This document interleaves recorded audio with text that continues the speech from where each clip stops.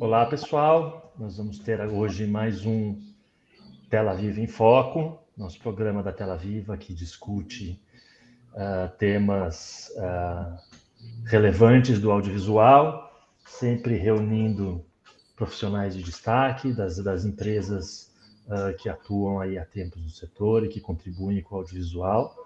E o nosso tema central hoje, nós temos algumas grandes produtoras aqui, então talvez vá um pouco além, mas nosso tema central hoje aqui tende a ser a diversificação do financiamento, como isso ajudou as produtoras a enfrentar aí um período negro aí na história dos recursos públicos brasileiros, qual o saldo disso para o mercado, o que isso deixa de aprendizado na forma de se trabalhar, e como as coproduções internacionais nos ajudaram a enfrentar esse período também, se trouxemos novos recursos com isso, se conquistamos novos mercados com isso. Acho que vai ser uma conversa bem ampla, vai ser tocada aqui pela Mariana Toledo, repórter da Tel Aviv, e num debate bem legal com a Juliana Funaro, da Berry Company, a Ana Saito, da Gulani, e a Luciana, da Druzina Company. E é isso. Eu vou chamar elas agora ao palco. Mari, agora é contigo. Legal, obrigada, Fernando.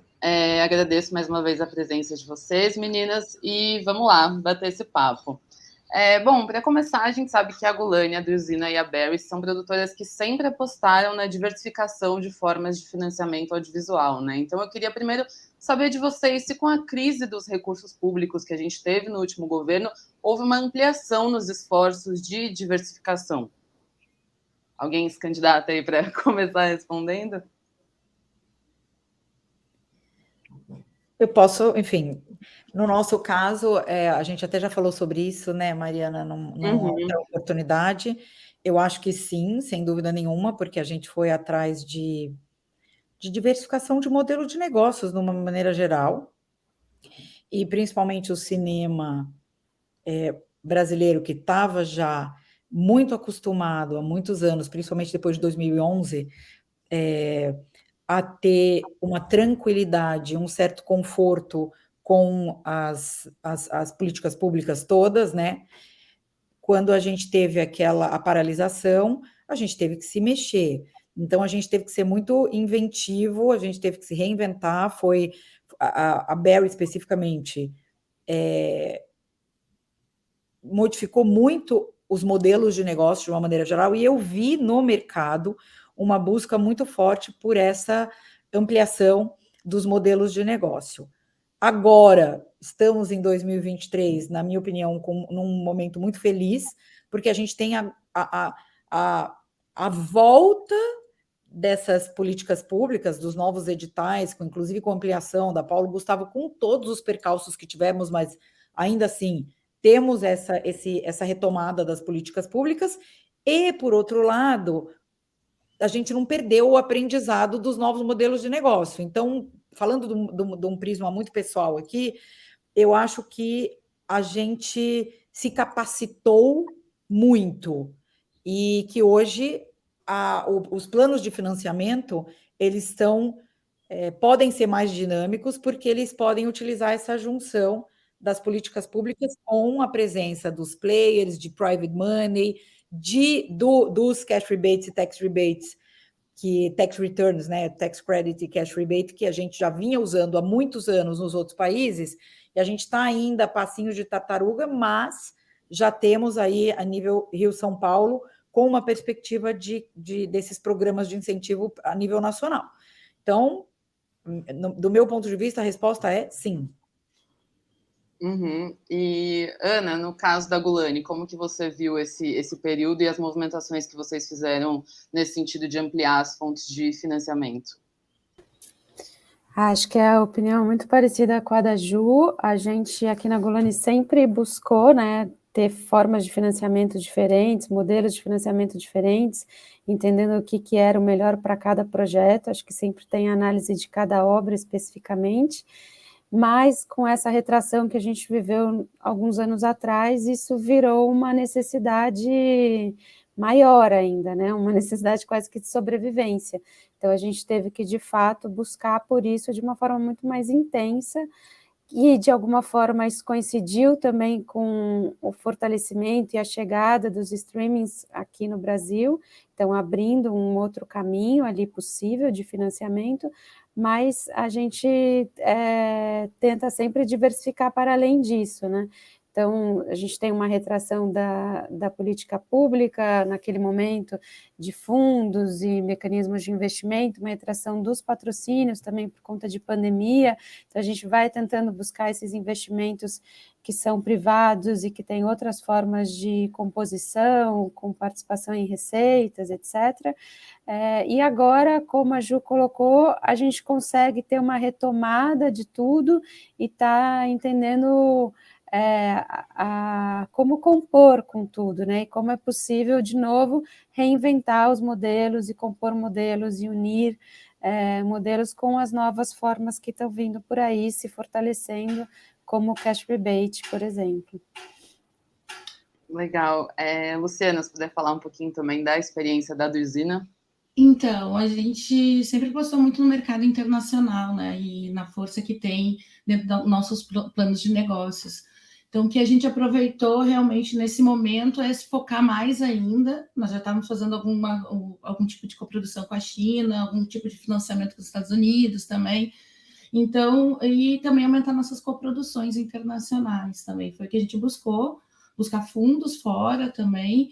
E a gente já estava fazendo aqui no Brasil antes, trabalhando muito com televisão, não só com cinema, né? Então, isso também nos ajudou a ter alguma força nas primeiras janelas, também dentro desses mercados internacionais. Então, a gente faz parte de vários programas setoriais, não só para a área de cinema, não só para a TV, mas também com games, né? Isso facilitou também para a gente.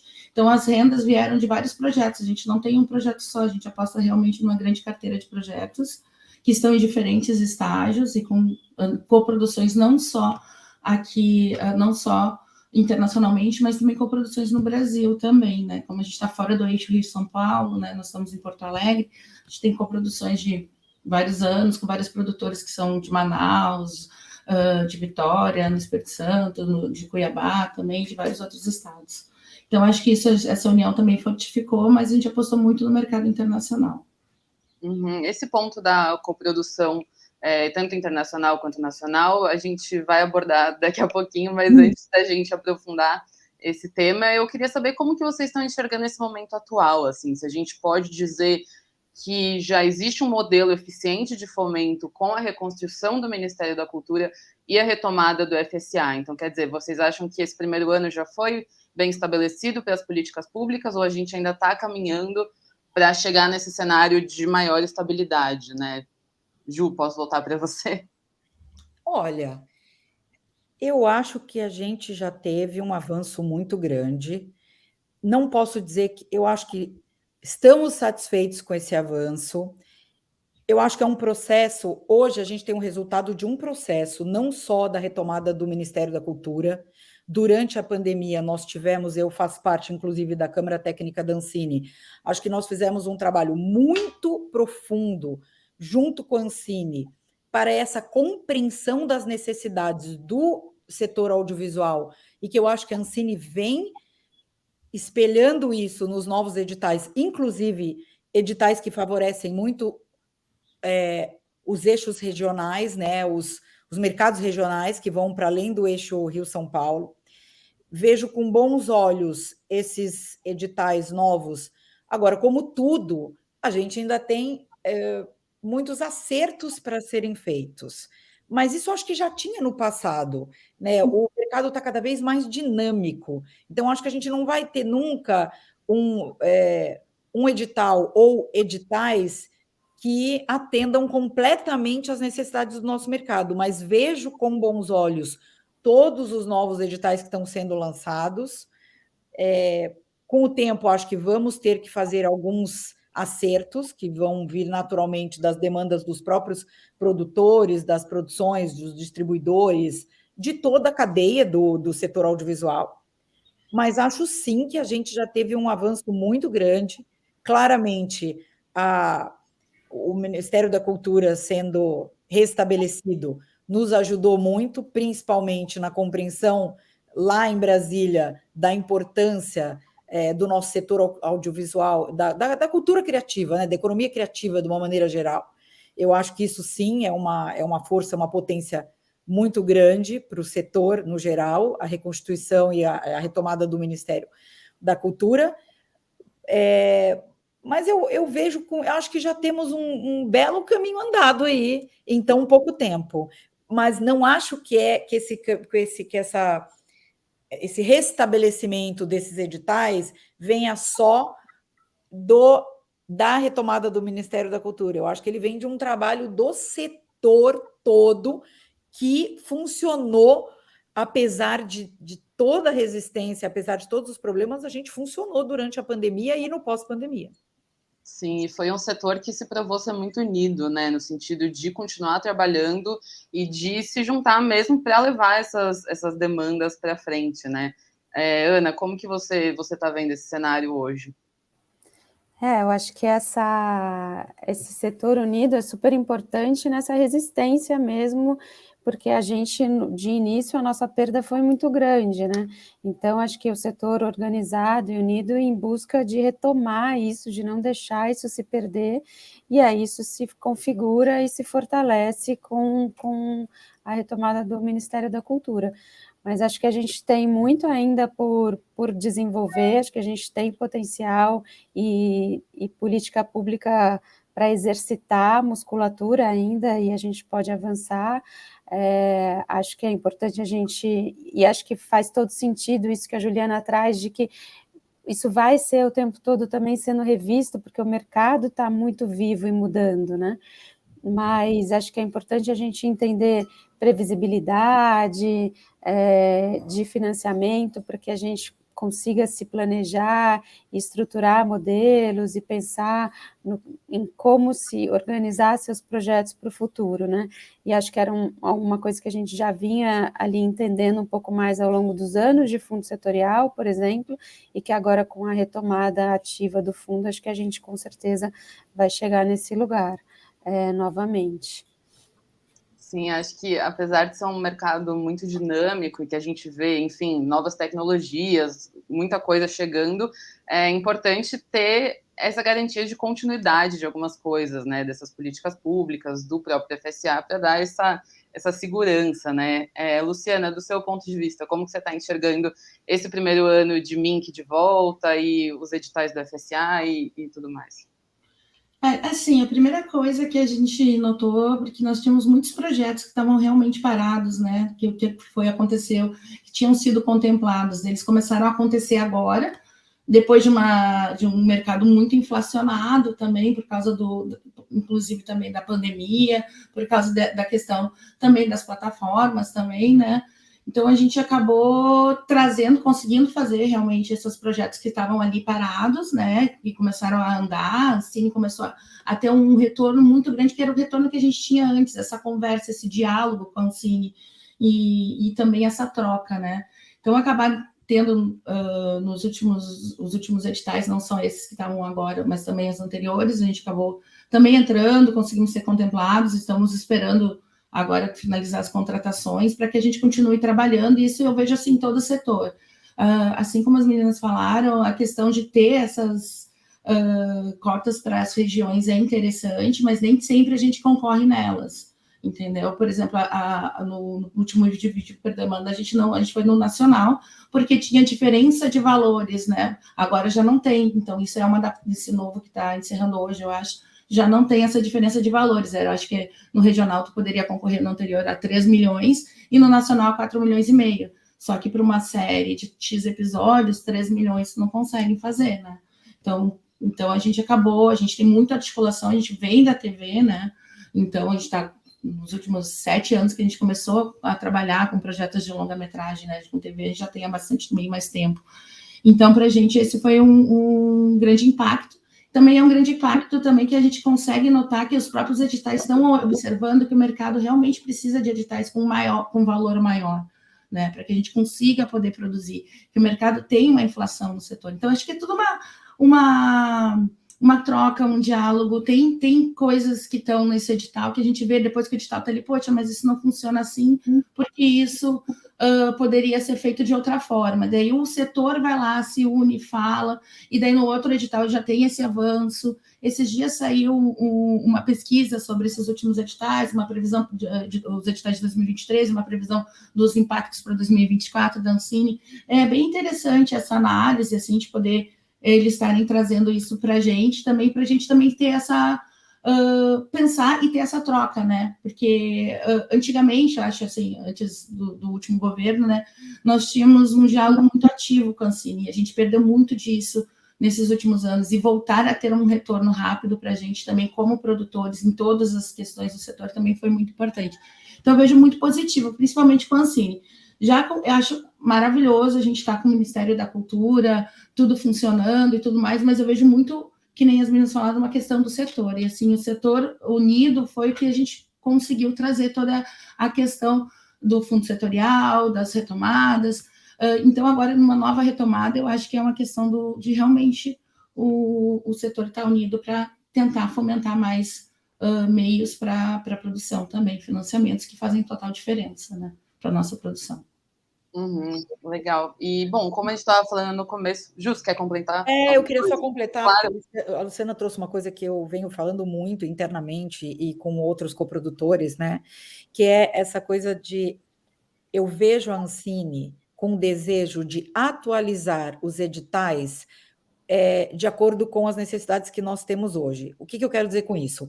Com a entrada do streaming, houve uma mudança radical em termos de preços, né, os técnicos e criativos, hoje os valores que a gente opera estão muito mais altos do que as obras que a gente fazia só daquela forma independente. Então, existe um alinhamento, muito embora ainda não exista completamente uma atualização, existe um alinhamento dos objetivos que nós todos queremos alcançar como indústria. E a própria Ancine tem consciência de que esses valores têm que ser aumentados, já existe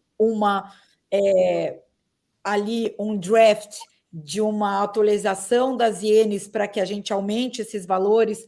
Então, eu acho que o setor está caminhando muito coeso, e isso é muito importante, com um alinhamento e um diálogo, uma escuta muito importante. Sim, vocês enxergam essa porta agora mais aberta da Ancine, né? No sentido de ouvir de fato quais são as demandas e quais são os pontos ali dos editais que têm que ser ajustados para atender o setor da forma mais ampla possível, né? Sim. Legal. E como a gente estava falando nesse sentido de ampliação de fontes de financiamento, eu queria trazer agora de novo a questão das coproduções, né? A gente sabe que as 3 produtoras investem muito em coprodução, tanto nacional quanto internacional, e a gente sabe que o Brasil, ao longo dos anos, foi construindo uma reputação lá fora que permitiu que a gente não só corresse atrás dos parceiros, mas que hoje esses parceiros de lá de fora também buscassem o Brasil para coproduzir, né? Então, queria saber como que vocês estão enxergando esse cenário hoje, especialmente nesse contexto pós-pandemia, né, em que a gente pode estar de volta aos mercados presenciais, para encontros, para trocas, para negociações. Eu vejo, eu acho que ambas, quer dizer, todas aqui, as 3, têm muita experiência em coprodução. Eu, particularmente, as nossas coproduções são 95% das vezes coproduções internacionais. A gente tem 27 coproduções internacionais já finalizadas e exibidas, enfim, é um número muito alto. A gente faz essa troca com um parceiro estrangeiro é muito importante por inúmeras razões, por razões criativas, por razões de plano de financiamento, porque, de fato, tem um olhar distinto, é importante para conceituar a obra. E eu percebo que, eu acho que as meninas vão poder falar também, mas o que eu percebi o Brasil vinha num crescente muito grande até o começo da pandemia. E isso a gente pôde perceber pelos números, inclusive, das obras brasileiras em todos os grandes festivais, os grandes mercados. Berlinale, Cannes, Locarno, Sundance. Nós tínhamos números com muita expressividade, com muita potência. Aí, em 2018, a gente teve a questão lá do primeiro da primeira questão com o Tribunal de Contas, né, da União, do primeiro acórdão do Tribunal de Contas da União que paralisou a Ancine, foi anterior ao governo Bolsonaro, a gente já estava com problema de paralisação antes do governo. E aí você vê que isso se refletiu na presença, ou a não presença, né, das nossas obras nos festivais subsequentes. E hoje a gente vê uma retomada muito grande, inclusive, né, com trabalhos importantes. O filme da Júlia Murat ganhou aí Locarno, a Carol Markovic está tanto em Toronto, está em San Sebastian, o filme dela ficou entre, né, na shortlist do Oscar. Então, eu vejo uma energia renovada e os projetos, de fato, retomando esses lugares nos mercados internacionais. E isso se deve muito às parcerias internacionais. Queria trazer um dado curioso que eu trago sempre quando eu faço minhas palestras de cash rebate e de coprodução internacional, que é, mesmo na Europa, a Europa ela tem um número muito grande de investimento nos projetos nacionais deles, né? A França na França, a Alemanha na Alemanha, a Inglaterra na Inglaterra. Mas quando você vai ver a presença dos projetos deles nos mercados e grandes festivais, mais de 70% das obras são obras em coprodução internacional. Então, é muito expressiva essa potência que as obras ganham com o regime de coprodução internacional. Isso é muito interessante. Então, a gente segue querendo ampliar, na verdade, essa potência.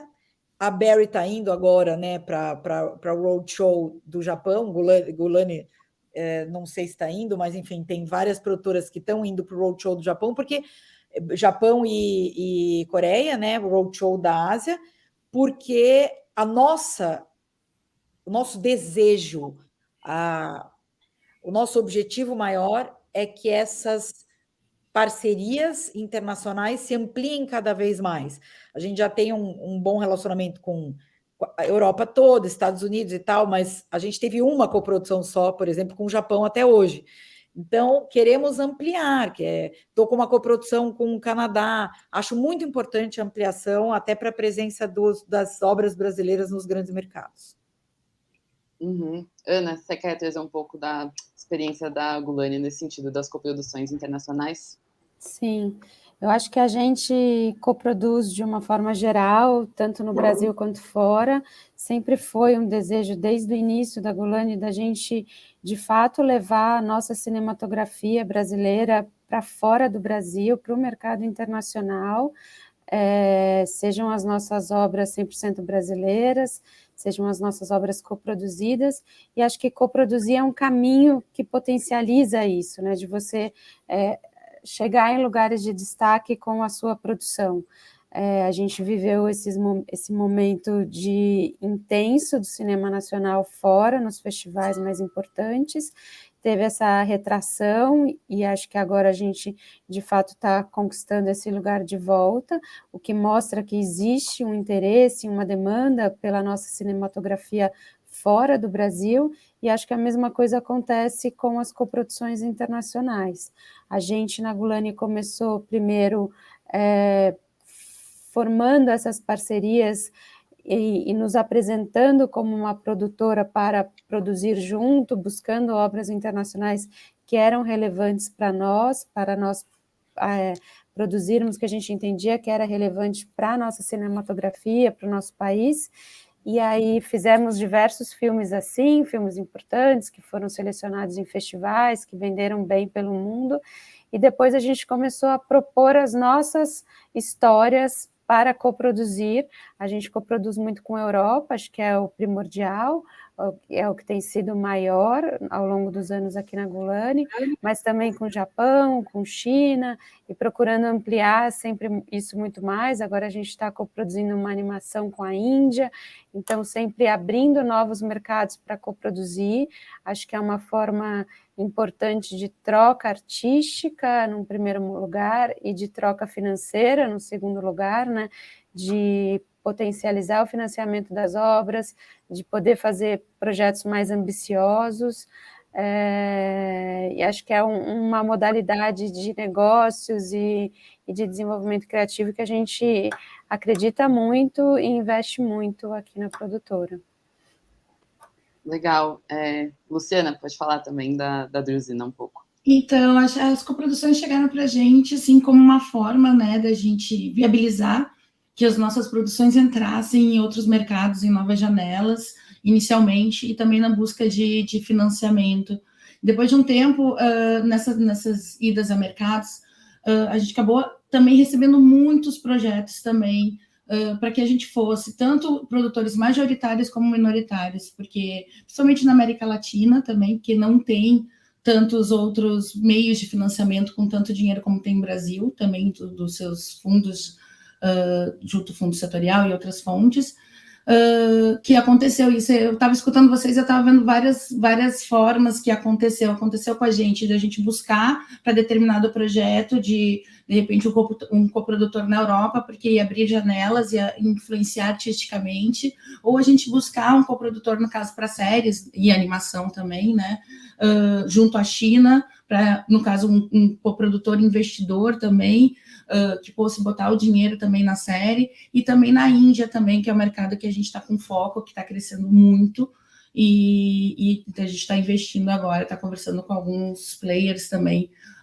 na China, na Índia, para que a gente possa estar entrando. Então, eu acho que a coprodução, ela vem muito de acordo, ela vai nos permitir ter entrada nessas outras janelas, nesses outros mercados, mas sim, ela vem de várias formas para ajudar, a trazer tanto artisticamente, mas também como financeiramente. Então, a gente teve várias relações, assim.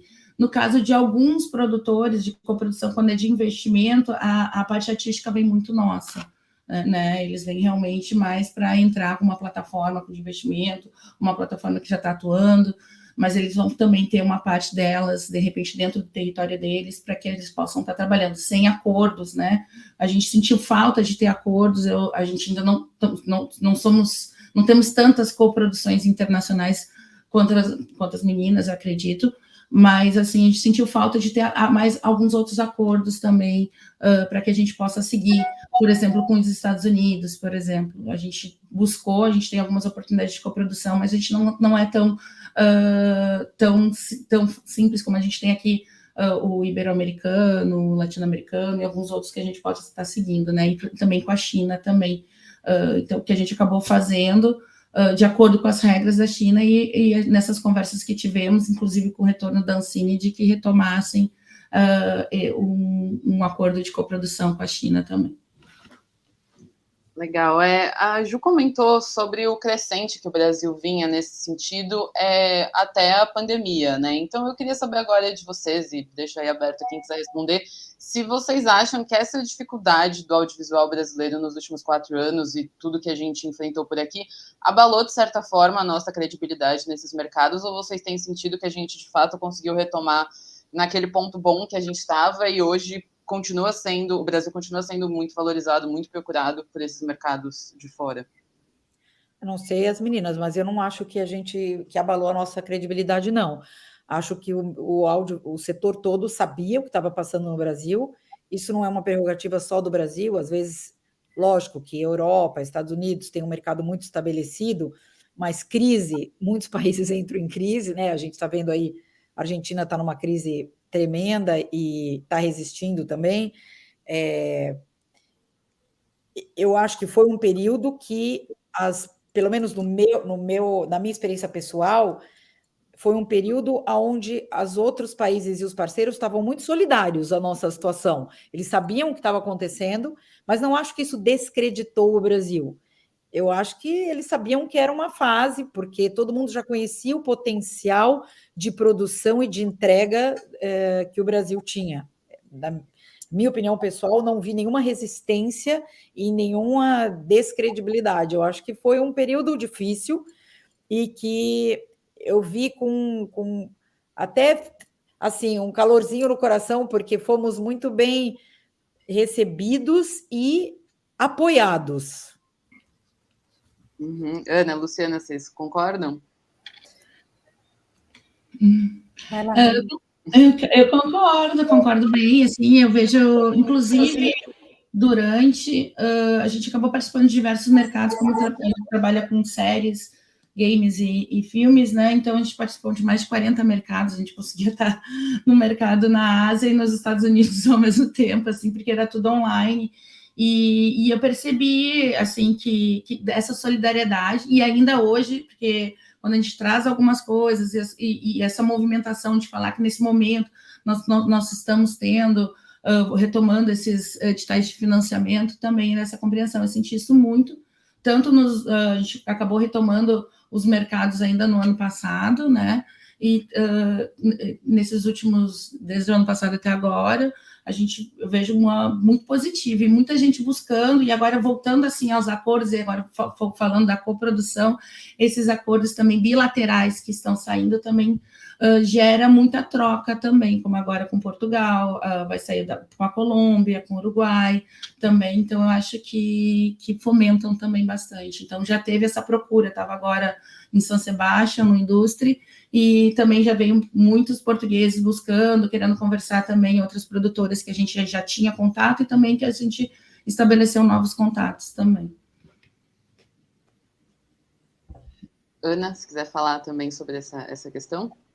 Eu acho que o que a gente tinha vivido antes, né, da nossa potência de audiovisual, sedimentou esse caminho para, quando a gente viveu essa crise, ela não ter esse olhar de desconfiança e ter esse olhar de apoio, assim, de entendimento mesmo, porque a gente já tinha uma entrega muito significativa, tinha um conhecimento, um reconhecimento da qualidade das nossas produções e capacidade de coproduzir, parcerias e do nosso audiovisual. Então, acho que quando a gente vive isso, vem uma expectativa do mercado internacional de quando que a gente volta, de quando que a gente retoma, né?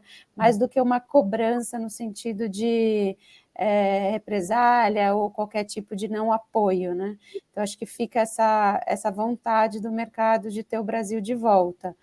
E aí acho que tem esse momento também de que, dentro desse contexto de pandemia, muitos outros mercados também tiveram prejudicados, e aí isso acaba diluindo um pouco essa ausência do Brasil, digamos assim, no mercado internacional. E agora, nesse momento de retomada, o que vocês têm visto lá fora no sentido de o que esses potenciais coprodutores internacionais buscam nas produções do Brasil? Quer dizer, o que chama a atenção dos outros países na hora de decidir coproduzir com a gente? E aí pode ser em termos de talentos, de formatos, de gêneros, enfim. Deixo aberto aí para vocês falarem o que vocês estão sentindo que eles buscam aqui no Brasil. Eu posso falar um pouquinho, assim, que eu acho que é realmente a parte artística, a gente tem histórias incríveis que estão sendo contadas, tem produtos incríveis que foram gerados, assim, eu vejo eles tendo muito interesse em ver as nossas histórias. Na minha opinião, assim, eles buscam realmente isso, assim, eles olham o que a gente tem, se funciona, junto com o que também eles estão produzindo, e não só eles, como players também de mercado, e distribuidores, sales também, eles vão atrás do que o Brasil representa, né? Então, para a gente é isso, a nossa experiência, assim, nos últimos mercados. Quer falar, Ana? Eu falo depois? Quer trocar um pouco a hora? Eu acho que tem essa busca pelo que é singular, né? Em todas as histórias, acho que a gente tem um reconhecimento dos nossos profissionais, e aí tem um desejo de se coproduzir com determinados profissionais, mas acho que move muito as histórias que a gente leva e a singularidade delas, quanto elas conseguem falar de forma universal, e acho que a gente tem esse potencial e essa qualidade de trazer histórias nossas que comunicam para o mundo de uma forma geral. Acho que isso move muito as histórias, acho que move muito o interesse, mas acho que também tem essa troca de coproduzir, também é cofinanciar, também é troca de experiências artísticas, e eu acho que isso a Europa está acostumada a fazer muito, a coproduzir internamente e a ter esse tipo de troca, e se interessa também em fazer com o Brasil, com a América Latina. Então, isso movimenta todas as coproduções, né? Eu vejo que eles têm, de uma forma geral, os parceiros estrangeiros têm um interesse pelas histórias que a gente conta. Acho que temos histórias muito peculiares, de fato, no Brasil, uma riqueza, né, de histórias muito grande, até porque somos um país muito grande em termos de continente mesmo. Somos um país muito, muito grande, com histórias muito diversas dentro do mesmo país. Então, acho que isso favorece as narrativas que a gente tem aqui. Acho que a gente se esmerou e foi melhorando muito o jeito de contar essas narrativas de uma forma mais universal mesmo. Acho que foi um aprendizado dos últimos anos. Mas eu vejo um problema, na verdade, eu vejo um problema nessa troca com os parceiros internacionais, que é o fato de o Brasil estar atrasado nos programas de Cash Rebate Tax Return. Se a gente não tomar cuidado com isso, daqui a 3 anos, a gente vai ter problemas muito grandes de falta de interesse dos parceiros internacionais. Porque em todos os mercados que eu tenho ido nos últimos 6 anos, maior chamariz de todos os países é: temos 40% de cash rebate, temos 30% de cash rebate, temos tanto de tax credit. E isso, assim, na grande maioria das potências audiovisuais. Se a gente pensar que a Colômbia tem de 30% a 40%, Impuros, que a gente já filmou a 5ª temporada e está desenvolvendo a 6ª, eu faço Impuros, que é uma série com cash rebate uruguaio. Então, se a gente não tiver esses programas que vão além dos nossos programas das políticas públicas, Ancine, Minc, etc., nós vamos sair do mapa e do radar de interesse profundo dessas outras potências do setor. Eu realmente acredito nisso. Então, eu vejo que eles continuam com interesse pelo fato de termos boas histórias e pelo fato de sermos bons produtores, de fato. Nós temos uma entrega muito boa, mas a gente está ficando para trás em termos de diversificação de programa de incentivo. Sim, eu ia até trazer essa questão na sequência, porque é o que você falou, a gente sabe que lá fora os países não só têm os programas, mas a nível nacional, mas tem lugares como os Estados Unidos que tem a nível estadual, né? Então, em cada estado tem seus programas e o país como um todo também, né? Então, também queria ouvir da Ana e da Luciana se elas têm essa experiência de, assim como a Barry fez o Impuros, com esses mecanismos, se vocês também têm essa experiência de outros países onde vocês filmaram contando com os mecanismos de cash rebate, e como que vocês estão enxergando esse atraso do Brasil nessa questão? Não, eu concordo com a Ju, acho que o cash rebate é fundamental para a gente trazer novas formas de financiamento, né? A gente tem produzido em coprodução com outros países e utilizando dentro do financiamento desses outros países o cash rebate, como por exemplo Portugal. Já utilizamos aqui de fora do Brasil, no Uruguai também, mas eu acho que fazendo totalmente coro, sem desfazer nada ao que a Juliana disse, mas acrescentando um outro ponto, o que a gente tem sentido muito, que a falta de previsibilidade também dos nossos processos de abertura de financiamento, seja ele de fundos ou de cash rebate, e de previsibilidade desses resultados, isso nos prejudica bastante no cronograma de um projeto, no cronograma de uma coprodução internacional, para a gente dizer quando que a gente teria ou não teria aquele recurso para garantir um cronograma futuro. E acho que isso vindo junto com o cash rebate é fundamental para a gente estar com uma presença muito mais forte no mercado nacional e internacional, né? Não só internacional.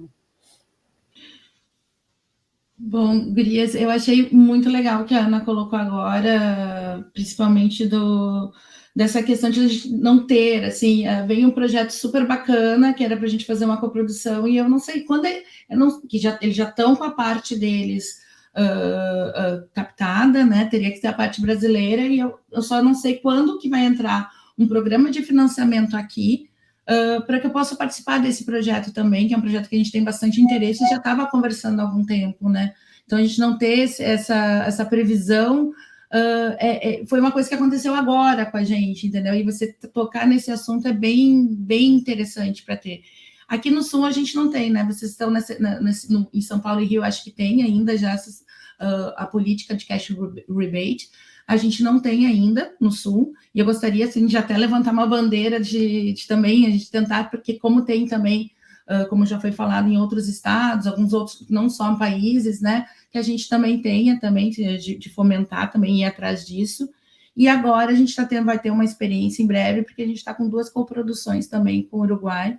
Então a gente já estamos com uma delas, já está no programa, né? A gente tinha se inscrito. Então a gente vai ter essa experiência agora, a gente ainda não tem.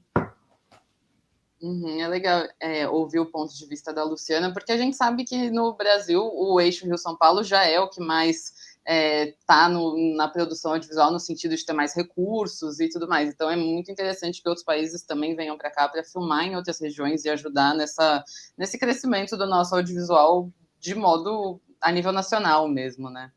Mari, eu só vou complementar, né? A gente está tão pertinho do Uruguai, então para a gente é muito simples fazer essa coprodução com o Uruguai, né? Então, por isso que a gente tem mais de uma coprodução com eles, internacional.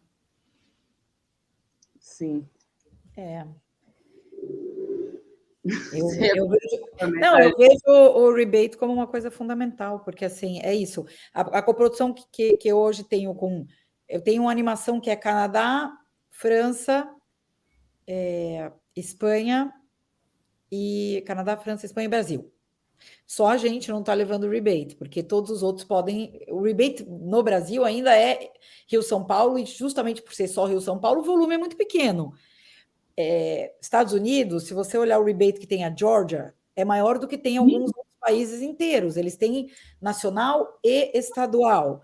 E o Brasil tem muita potência para instaurar um programa de rebate a nível nacional, porque nós temos o arcabouço jurídico necessário. Não para o tax credit, porque o tax credit ele implica, obviamente, as leis tributárias, que infelizmente hoje em dia a gente ainda teria que fazer alguma alteração nessa legislação para conseguir ter um tax credit. Mas o cash rebate a gente pode instaurar amanhã, se a gente quiser. É uma coisa que facilitaria muito o interesse do produtor estrangeiro em vir para o Brasil, inclusive, porque a gente tem cenários que ninguém tem. Os cenários brasileiros são riquíssimos e muito fora do eixo Rio-São Paulo, né? Nós temos o Nordeste belíssimo, o Sul belíssimo, temos pontos para serem descobertos e filmados incríveis, e sem um programa de incentivo,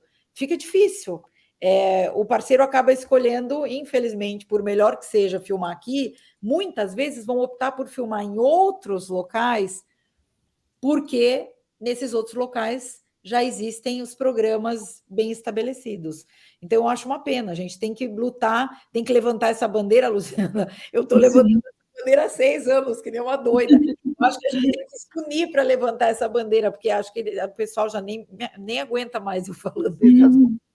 Não, e que a gente vai acabar vendo as nossas histórias sendo contadas em outros lugares, porque a gente não tem força para dizer não. Aí eles vão falar se aqui é melhor, a gente tem um orçamento X, não tem como... Gente, você vai no mercado, aqui no EFM, eu tô agora em Los Angeles, estou indo para o Japão e volto para Los Angeles por causa do EFM, eu venho todo ano para o EFM. O EFM é o maior mercado que tem nos Estados Unidos.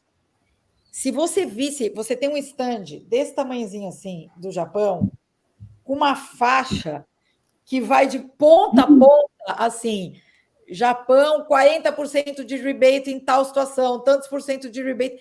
É o mercado inteiro com faixas gigantescas, só falando do rebate. Assim, o chamariz é o rebate, porque, obviamente, o resto, a gente já tem várias parcerias pautadas em trocas financeiras, criativas e tudo isso. O programa do rebate é quase que uma condição sine qua non para a grande maioria dos parceiros internacionais hoje em dia. A gente não pode ficar fora disso, gente.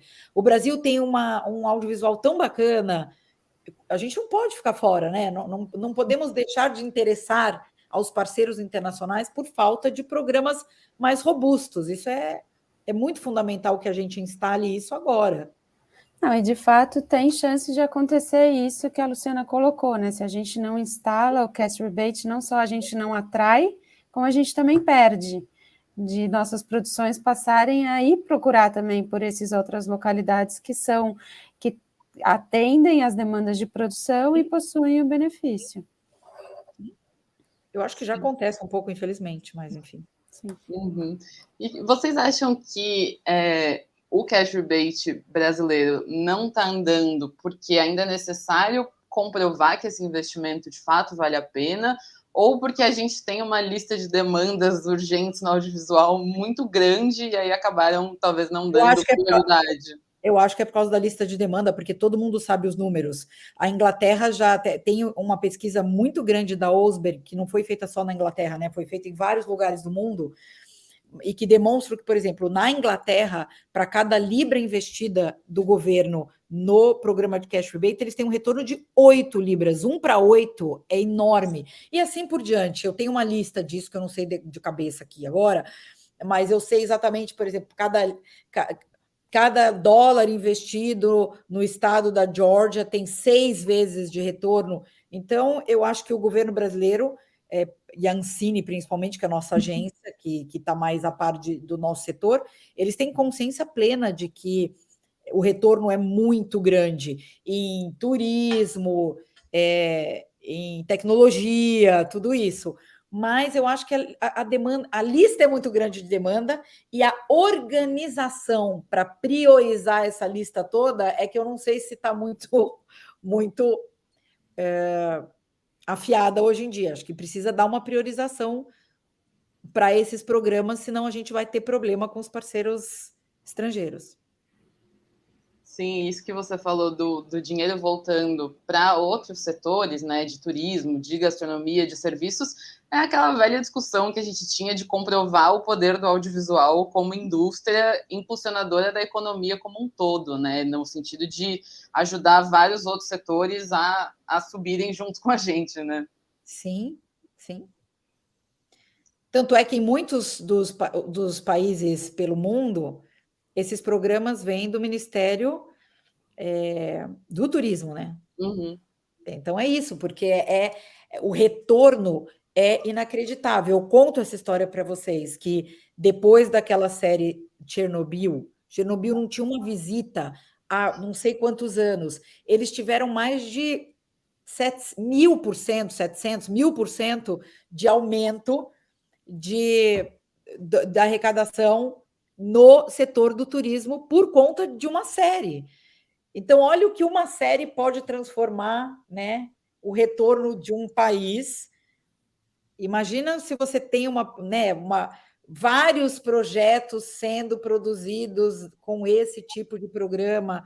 É totalmente comprovado de A a Z, de todas as nações que têm esses programas, de que o retorno é muito grande. É uma pena que nós não tenhamos isso aqui a nível nacional.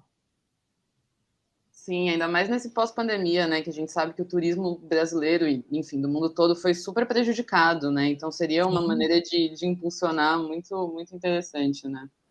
E o audiovisual é um mercado que ele fomenta muito enquanto ele é produzido, né? Não é só esse retorno de longo prazo que é gigante depois do lançamento da obra, mas no processo de produção ele movimenta inúmeras indústrias junto. Então é uma bola de neve, assim, é super importante a gente ter essa ferramenta e outras para criar essa possibilidade e movimentar o mercado mesmo. Uhum. Sim, bom, a gente está chegando já no finalzinho da nossa conversa, mas eu queria também aproveitar que estamos em mulheres para falar um pouco da igualdade no setor, né? Que eu acho que é uma luta que a Ju, por exemplo, eu sei que é super ativa nesse sentido, então eu queria saber de vocês como que vocês têm visto essa questão hoje, se vocês sentem também uma preocupação nas instâncias maiores, talvez na Ancine, em ampliar esse espaço para as mulheres em chamadas específicas, em editais, em coisas nesse sentido. Como que vocês estão vendo essa equidade no setor caminhando e evoluindo aqui no Brasil? Gente, a luta é eterna, mas, enfim, todas sabem que, enfim, eu sou líder do braço internacional do Mais Mulheres, né, que é presidido pela Débora Ivanova, inclusive, e a gente vem brigando muito, o nosso coletivo vem lutando muito pela conscientização do setor audiovisual brasileiro de que há necessidade dessa paridade de gênero. Outros países já têm essa luta mais avançada e muitas conquistas já de fato estabelecidas. A França, com a parceria do Sancanto, que é o coletivo francês, com o CNC, que é a nossa Ancine, né, que é a Ancine deles local, e Estados Unidos com o IFT, e tantos outros coletivos. Eu vejo, Mariana, é triste, mas assim, às vezes eu vejo um avanço e um retrocesso, um avanço e um retrocesso. Não acho que essa conscientização tenha de fato se estabelecido de uma forma permanente, duradoura. Acho que a gente ainda tem uma luta diária em cada produção para conscientizar não só a necessidade de paridade de gênero, como a necessidade de respeito às mulheres dentro do ambiente do set. Tem muitas questões sendo discutidas hoje em dia nos coletivos de todos os lugares, né, do mundo todo. Todos os coletivos discutem muito a questão do assédio moral e sexual das mulheres, que não é um privilégio brasileiro isso. A gente pensa que na Europa não tem muito. No último Cannes, que eu fiz parte daquela mesa, junto com outros coletivos de todos os lugares do mundo, as histórias que as meninas da Grécia e do Egito contavam eram de arrepiar. Então, eu vejo que essa união das mulheres é muito importante, não só para conscientizar a necessidade da paridade, mas como a necessidade de um respeito pela posição de liderança que, eventualmente, essas mulheres possam vir ocupar, felizmente, se um dia nós viermos a ocupar pelo menos 50% dessas posições, eu acho que a gente tem que lutar também pelo um respeito da nossa permanência nesses lugares, sabe? Muito importante. Acho que a gente, por enquanto, tem esforços pontuais, tem muitas produtoras que lutam por isso. A nossa produtora é uma produtora de maioria feminina, nossos projetos buscam ter pelo menos equidade de gênero nas produções, mas não vejo isso como uma prática ainda do mercado brasileiro. Acho que quem trabalha com streamings procura fazer isso porque os streamings trouxeram uma preocupação muito grande com essa questão da diversidade, mas eu ainda acho que está longe de ser uma questão unânime no Brasil. Está muito longe, infelizmente. Acho que as meninas podem falar por elas também, mas essa é a minha visão pessoal. Uhum. Bom, a Druzina Content ela é comandada por mulheres, né? Toda a nossa parte diretiva também são mulheres, não porque a gente a gente tem preferência por trabalhar com mulheres e por dar a oportunidade a mulheres e mulheres que têm sua carreira que estão buscando isso na carreira, né, de trabalhar também executivamente, que nós trabalhamos muito com a parte executiva dos projetos também, e também narrativamente também, a gente tem algumas salas de roteiro também, que trazem as histórias, quem são as mulheres, né. Então, para a gente busca isso, não só a gente como a gente trabalha com muitos fornecedores, outras empresas que fornecem serviços, a gente trabalhou muito no nosso compliance para isso, para que a gente tenha, tanto os nossos fornecedores, quanto as pessoas que são colaboradores tenham ciência disso, porque somos mulheres, eu como uma mulher dirigindo uma empresa, a gente buscar dar esse exemplo, e nós já passamos por muitas coisas que a gente não quer que se repitam com as pessoas que estão trabalhando conosco. Então, dentro disso, dentro da nossa experiência, a gente está sempre buscando melhorar, aperfeiçoar e tentar buscar meios para que isso não se repita, né? Não só em nossas produções, mas também compartilhando nossos conhecimentos, nossos materiais com outras mulheres e também fazendo mentoria com outros produtores que estão começando também. Dito isso, também a gente faz parte do WOWA, que é o Worldwide Women Association, Audiovisual Association, e é muito legal a experiência delas, o que elas fizeram, elas juntaram todas as mulheres, várias mulheres da indústria, do audiovisual, de várias partes do mundo, e elas fazem essas trocas, essas mentorias, fazem rodadas de negócios com players, essas mulheres que estão em cargos como players grandes no mercado internacional, elas fazem, então eles sempre tem um encontro, acho que faz quase 6 anos, 7, junto com a Cecília de la Torre, que é do Peru, ela fundou com outras mulheres, né, daí começaram a ter essas trocas, e eu acho que isso é legal, assim, acho que um pouco que a Ju trouxe também, né, da gente estar escutando e tendo, e de repente, dentro da associação, não escutando só o que acontece aqui, mas também o que acontece no mundo, e também todo mundo se unir para se fortificar, então essa troca eu acho bem interessante, vocês não conhecem, buscar também,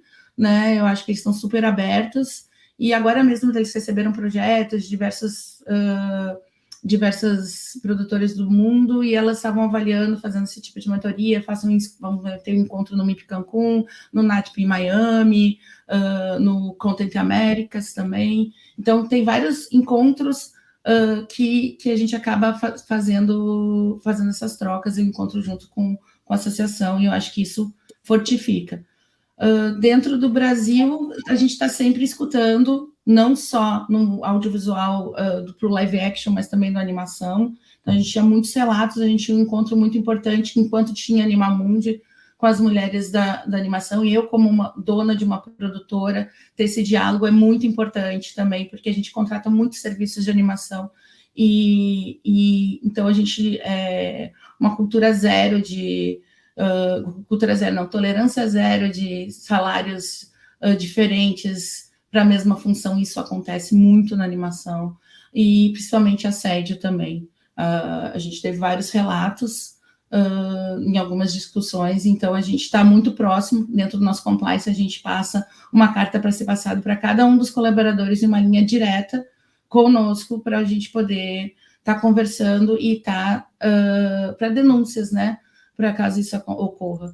Então, acho que estamos tentando fazer, estamos tendo troca, e o que vocês também tiverem para dar de situações que funcionaram com vocês, a gente está super aberto também a estar implementando. E o mais importante é essa escuta, realmente, com todos os setores, né, que estão trabalhando com a gente.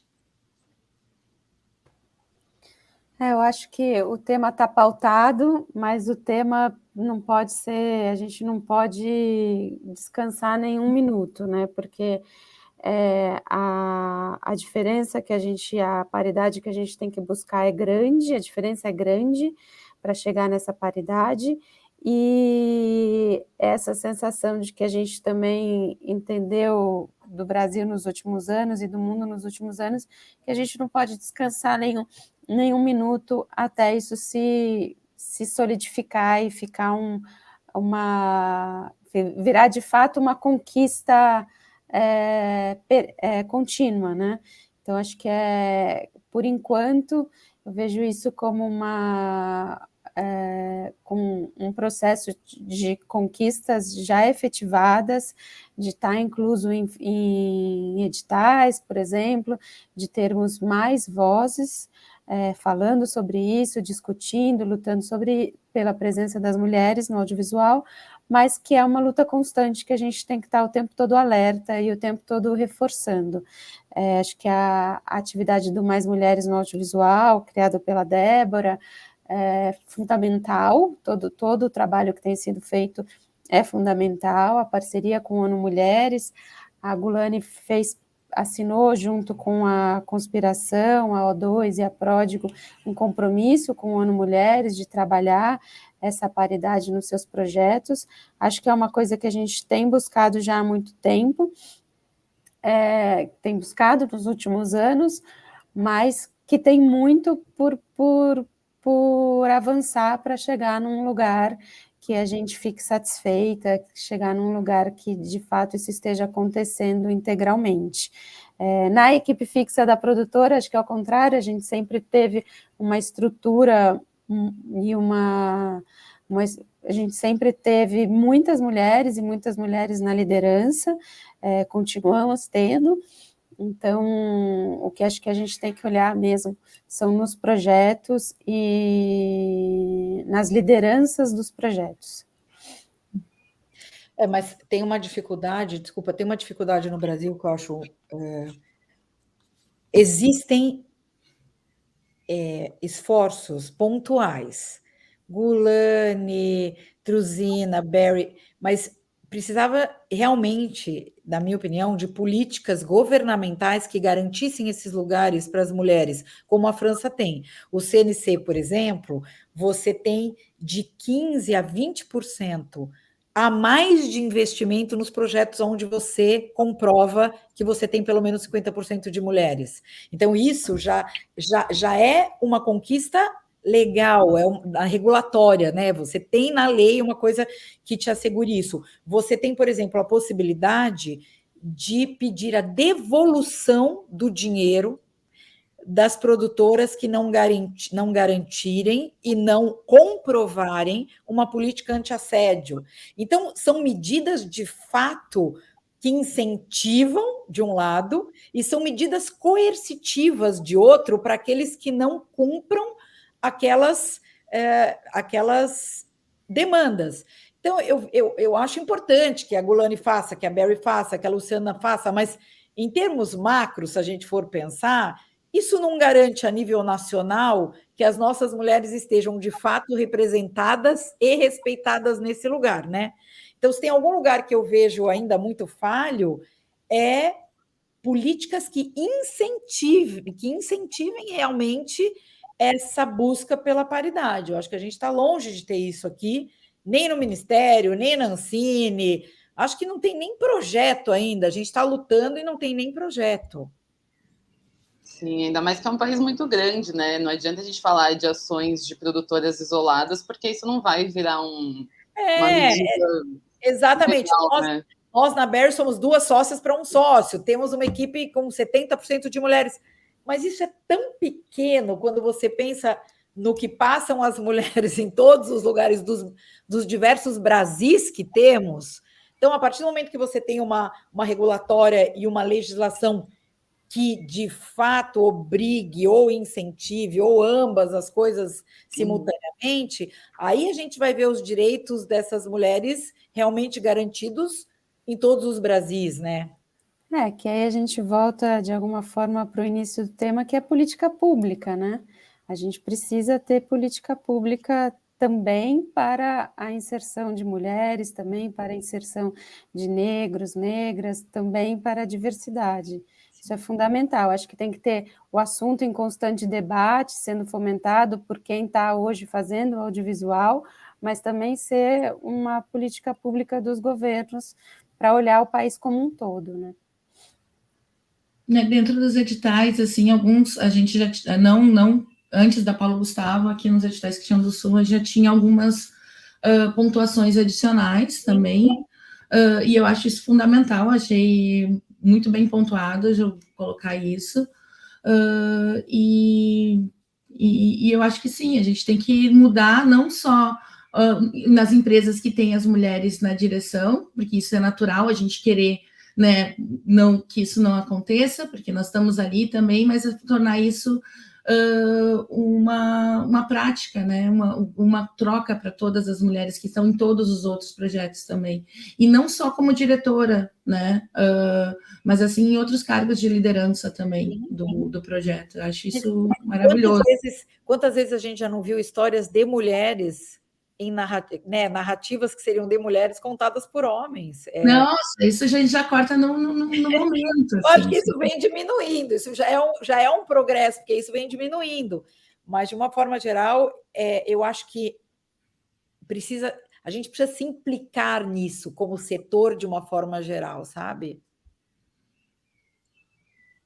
Sim.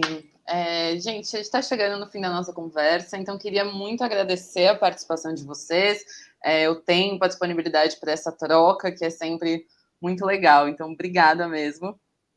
Obrigada a vocês. Obrigada. Sim, obrigada.